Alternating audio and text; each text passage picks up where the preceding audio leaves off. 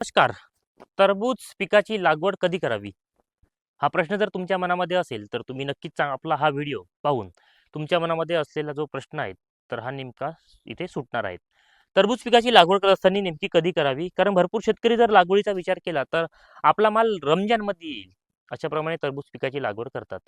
टरबुजाचा जो कालावधी आहे, हा तुम्ही लक्षात घ्या. 65 ते 70 दिवस. थंडी असेल तर 75 दिवसापर्यंत सुद्धा जात असतो. कुठे कुठे 80 दिवसापर्यंत सुद्धा आपल्याला गेलेला दिसून येतो. आता इथं होतं काय? भरपूर शेतकरी दरवर्षीचा जर विचार केला, 100 पैकी 80% शेतकरी आपलं टरबूज रमजानमध्ये येईल अशा प्रमाणे लागवड करतात. 80% शेतकऱ्यांनी जर रमजानमध्ये माल नेला, व्यापारी लोक काय करतात, की सुरुवातीला जसाही रमजान सुरू होणार त्याच्या अगोदर माल डंपिंग करून ठेवतात आणि टरबुजाचं फळ 15 ते 20 दिवस तसंच राहतं, त्याला काहीच होत नाही. मग आपल्या मार्केटमध्ये जर माल पहिलेच डंप होऊन राहिला, तर बाकी शेतकऱ्यांना रेट मिळेल का? म्हणून आपण लागवड करत असताना आपला माल एकतर रमजानच्या पहिले आले पाहिजे किंवा रमजानच्या शेवटी हा आला पाहिजे. तुम्ही जर प्लॉटचे 3 भाग करणार असेल, तर रमजानच्या सुरुवातीला पहिला प्लॉट, रमजानमध्ये दुसरा प्लॉट आणि रमजानच्या शेवटी तिसरा प्लॉट. कोणत्या ना कोणत्या प्लॉटला आपल्याला दर मिळण्याची दाट शक्यता असते.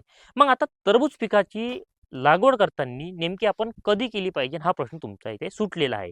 परंतु टरबूज पिकामध्ये दुसरी एक समस्या असते, ती म्हणजेच आपल्या गावामध्ये जर आता तुमच्या गावामध्ये किंवा तुमच्या तालुक्यामध्ये जर काही शेतकऱ्यांनी रमजानला मधामध्ये जर माल येत असेल, अशाप्रमाणे जर लागवड केली असेल, तर आपण थोडं 5-10 दिवसांनी मागे पुढे प्लॉट हा स्वतः करायचा.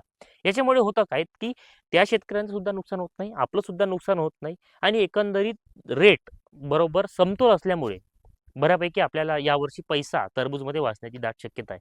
मागच्या वर्षी 8-9 रुपयाच्या वरती रेट हा गेलेला नव्हता. कुठे शेवटी 10 ते 10.5 रुपयापर्यंत हा रेट गेला होता. याचं कारणच झालं होतं, की शेवटी आपल्या टरबूज पिकामध्ये विल्टिंगची समस्या खूप वाढलेली होती.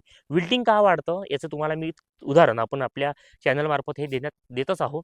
विल्टिंग येण्याचं कारण म्हणजेच आपल्या जमिनीमध्ये वाढत चाललेली हानिकारक बुरशी. हानिकारक बुरशींना मारण्यासाठी आपण सरळ काय करतो, की रासायनिक कीटकनाशक, बुरशीनाशक आपल्या जमिनीमध्ये सोडतो. परंतु मी ह्या मताचा आहे, की रासायनिक बुरशीनाशक आणि कीटकनाशक शक्यतो जमिनीमधून टाळा. जमिनीची काळजी घ्या. मग तुम्हाला जर आता विल्टिंगचा प्रॉब्लेम येत असेल किंवा विल्टिंग आपल्या शेतामध्ये येतं असं वाटत असेल, तर तुम्ही ट्रायकोडर्मा सुरुवातीपासूनच सोडणंही सुरू करा. एकरी 15 दिवसाचा 1 किलो ट्रायकोडर्मा हा गेलाच पाहिजे. त्याच्यासोबत एन-पी-के बॅक्टेरिया द्या, व्हॅम्युझॉन म्हणजे मायकोराझा द्या, गूळ द्या. एकंदरीत तुमच्या जमिनीमधलं सूक्ष्म जीवाणूंची संख्या वाढवा. हानिकारक बुरशींना मारण्याचं काम ट्रायकोडर्मा करेल. व्हॅमिझॉन म्हणजे मायक्रोराजा काय करेल, की आपल्या पिकाला जे फॉस्फरस आहे हे उपलब्ध करून देईल. त्यानंतर तुमचं येथे एन-पी-के कन्सोर्शिया आपल्या जमिनीमध्ये स्थिर झालेलं जे खत आहे, आपण जे खत दिलेलं आहे, तर त्याचा प्रकार बदलून किंवा त्याची क्रिया बदलून आपल्या पिकाला उपलब्ध करून देईल.